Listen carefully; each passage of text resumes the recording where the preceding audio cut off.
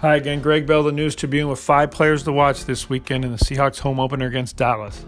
First, Russell Wilson. The $87 million franchise quarterback was uncharacteristically making poor decisions and losing the ball in the fourth quarter Monday night at Chicago.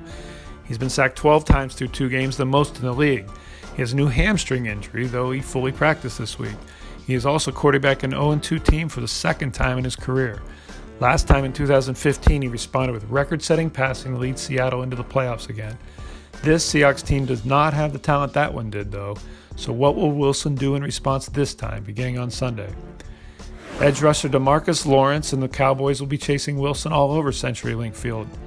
Lawrence had one of the Cowboys' 6 sacks of Eli Manning last weekend in a win over the Giants. He had 14.5 sacks last season. Cowboys defensive coordinator Rod Marinelli isn't known as a blitzer, but he blitzed more than ever last weekend. Linebackers, safeties, and cornerbacks all swarm Manning. Some in Dallas believe former Seahawks coordinator Chris Richard is influencing more blitzing as the Cowboys' new secondary coach. Lawrence and his buddies had problems trying to contain Carolina's Cam Newton in their opener, and Wilson is as mobile and as slippery as Newton.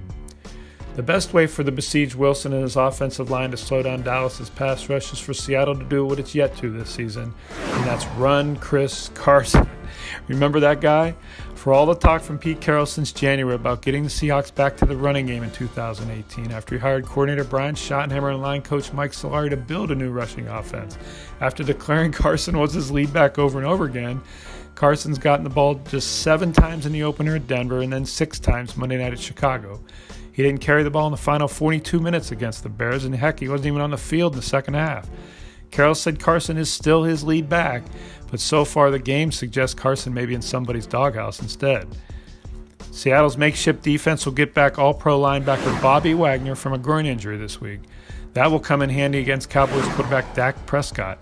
Dallas owner Jerry Jones said he wants Prescott to keep running more, and usually what Jones asks for he gets. Dallas is 5-0 and Prescott carries at least 5 times uncalled runs in a game. He ran it 7 times last weekend for a career-high 45 yards in a win over the Giants.